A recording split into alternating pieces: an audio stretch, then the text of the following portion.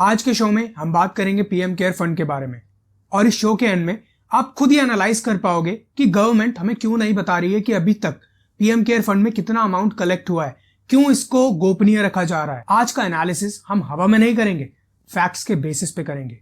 और जो लोग कहते हैं कि फैक्ट्स झूठे हैं या मॉफ्ड हैं, उनको मैं ये चीज बताना चाहता हूं कि आज के जो फैक्ट्स हैं वो प्राइम मिनिस्टर ऑफिस से ही लिए गए हैं। क्योंकि आपको ये बात जान के हैरानी होगी कि रिसेंटली प्राइम मिनिस्टर ऑफिस ने एक आरटीआई का रिप्लाई दिया है और उस रिप्लाई को सुन के आप दंग रह जाओगे। पीएम केयर्स फंड 28 मार्च 2020 को इसको क्रिएट किया गया।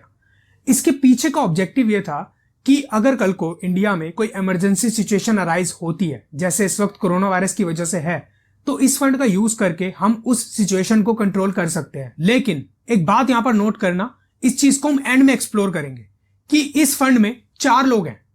PM prime minister of India जो कि है इसके चेयरपर्सन, बाकी defence minister, home minister and finance minister, ये तीनों लोग हैं इसके ट्रस्टी। अब बात करते हैं आरटीआई के बारे में, राइट टू इंफॉर्मेशन एक्ट 2005। इसके हिसाब से अगर जनता किसी भी पब्लिक अथॉरिटी की इंफॉर्मेशन चाहती है, जानना चाहती है, तो वो इंफॉर्मेशन जनता को प्रोवाइड की जाएगी बाय पब्लिक इंफॉर्मेशन ऑफिसर। अब पब्लिक अथॉरिटी कौन है, ये कौन बताएगा? तो ये भी राइट टू इंफॉर्मेशन एक्ट 2005 में सेक्शन 2 क्लॉज H में बताया गया है कि पब्लिक अथॉरिटी कौन है। पब्लिक अथॉरिटी में बेसिकली अगर मैं आपको शॉर्ट में बताऊं तो कॉन्स्टिट्यूशन और गवर्नमेंट से रिलेटेड चीजें ऐड की हुई हैं। इन शॉर्ट, गवर्नमेंट से अगर कोई चीज रिलेटेड है तो आप उसको पूछ सकते हो। हाँ, इसकी कुछ एक्सेप्शंस भी हैं कि किन सिचुएशंस में आप नहीं ले सकते हो गवर्नमेंट से इंफॉर्मेशन, वो भी मैं आगे बताऊंगा आपको। अब कहानी शुरू होती है 1 अप्रैल 2020 को, जब एक LLM स्टूडेंट एक आरटीआई एप्लीकेशन फाइल करते हैं पीएम केयर्स फंड के बारे में इंफॉर्मेशन जानने के लिए। वो एप्लीकेशन का रिप्लाई आपको स्क्रीन पर फ्लैश हो रहा होगा, लेकिन फिर भी हम एक बारी देख लेते हैं कि उन्होंने आरटीआई एप्लीकेशन में ऐसी क्या इंफॉर्मेशन मांगी थी। तो उन्होंने बोला था, I request you to provide me soft copy of the trust deed. जो ट्रस्ट डीड बनाई गई थी, जो मेंबर्स वगैरह थे, उसकी मुझे एक सॉफ्ट कॉपी प्रोवाइड की जाए। ऑल गवर्नमेंट ऑर्डर, जितने भी गवर्नमेंट ऑर्डर्स हैं उसके रिलेटेड, नोटिफिकेशन है उसके रिलेटेड, सर्कुलर्स हैं जो क्रिएशन हुआ है उसका, उसके रिलेटेड, और operation of PM care trust, कैसे ऑपरेट किया जाता है वो ट्रस्ट, उसके बारे में मुझे इन्फॉर्मेशन चाहिए। I would prefer the above information in soft and digital copies.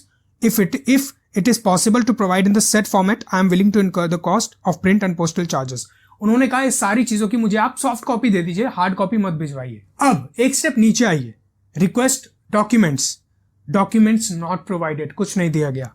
एक स्टेप और नीचे आइए, status request disposed of on 29 मई 2020। अब वजह जानकर आप हैरान हो जाओगे। 2 स्टेप और नीचे आइए, remarks.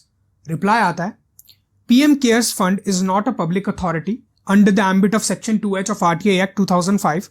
However, relevant information in respect of PM Care Fund may be seen on the website pmcares.gov.in.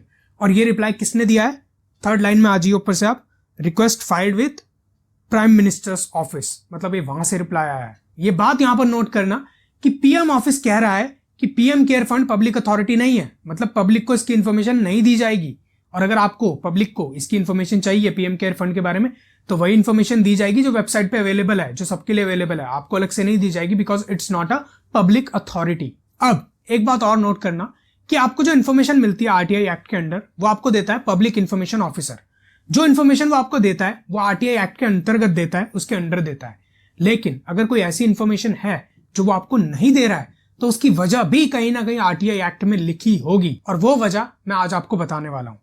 RTI act का सेक्शन 8 कुछ कंडीशंस प्रोवाइड करता है कि इन कंडीशंस में अगर कोई इंफॉर्मेशन है वो इन कंडीशन में फॉल करती है, तो वो इंफॉर्मेशन पब्लिक को नहीं दी जाएगी। और जब मैंने आरटीआई एक्ट का सेक्शन 8 पूरा पढ़ा, ध्यान से पढ़ा, तो उसमें को एक प्रोविजन ऐसा मिला जिसके अंदर पीएम केयर फंड एकदम फिट बैठ रहा था। Section 8 subsection 1 clause J, information which relates to personal information, the disclosure of which has no relationship to any public activity or interest, or which would cause unwarranted invasion of the privacy of individual unless the central public information officer or the state public information officer or the appellate authority, as the case may be, is satisfied that the larger public interest justify the disclosure of such information. तो clause J कहता है कि अगर कोई ऐसी information है जो private इंसान से रिलेटेड है, वो इंफॉर्मेशन पब्लिक को प्रोवाइड नहीं की जाएगी, किसी की प्राइवेसी ब्रीच नहीं की जाएगी। अब आप सोच रहे होगे मैंने क्लॉज J क्यों पढ़ा, बाकी की क्लॉज क्यों नहीं पढ़े सेक्शन है? क्योंकि बाकी की क्लॉज रेलिवेंट है ही नहीं। कोई कहता है कि इंडिया की सिक्योरिटी से रिलेटेड कोई इंफॉर्मेशन हो, या कंटेम्प्ट ऑफ कोर्ट हो, या ट्रेड से रिलेटेड हो, तो वो कहीं ना कहीं पीएम केयर फंड में फॉल नहीं करते। एक ही ऐसा पॉइंट था जो प्रॉपर फिट बैठ रहा था पीएम केयर फंड से। अगर आप चाहें तो सेक्शन 8 आप रीड कर सकते हैं, मैं पूरा सेक्शन डिस्क्रिप्शन में डाल दूंगा। लेकिन एक बात मैं इस देश की जनता से और गवर्नमेंट से पूछना चाहता हूं कि जो पैसा इस देश की जनता ने गवर्नमेंट को दिया था कि इस पैसे से लोगों की मदद की जाए, क्या वो पैसा किसी का प्राइवेट पैसा बन सकता है? क्योंकि अगर कोई फंड क्रिएट किया गया है जो कि मिनिस्टर्स के अंडर है, जैसे prime minister of India, defence minister and finance minister, home minister, ये मिनिस्टर्स हैं, ये पब्लिक अथॉरिटी हैं, इनके अंडर कोई फंड क्रिएट किया गया है तो वो भी पब्लिक अथॉरिटी ही होगा।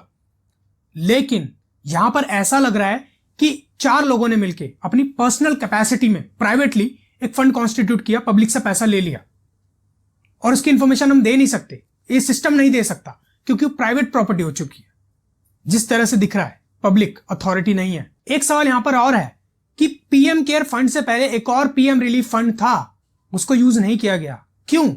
उसमें भी तो पैसा आ सकता था। अभी आपके ऊपर है, आप डिसाइड करिए, कमेंट सेक्शन में डिस्कशन कीजिए, हेल्थी डिस्कशन कीजिए विदाउट एनी अब्यूजेस कि क्या सही है क्या गलत है। कई तरह के क्वेश्चंस हैं कि क्यों पब्लिक अथॉरिटी नहीं है। आप सोचिए क्यों पब्लिक अथॉरिटी नहीं है? क्या जो नेता है प्राइम मिनिस्टर ऑफ इंडिया वो पब्लिक अथॉरिटी नहीं है? Home minister of India public authority नहीं है? Defence minister of India public authority नहीं है? Finance minister of India public authority नहीं है? और मुझे नहीं समझ आ रहा कि मैं इन सबको नेता कहूं या बिजनेसमैन कहूं। Help me out. जय हिंद।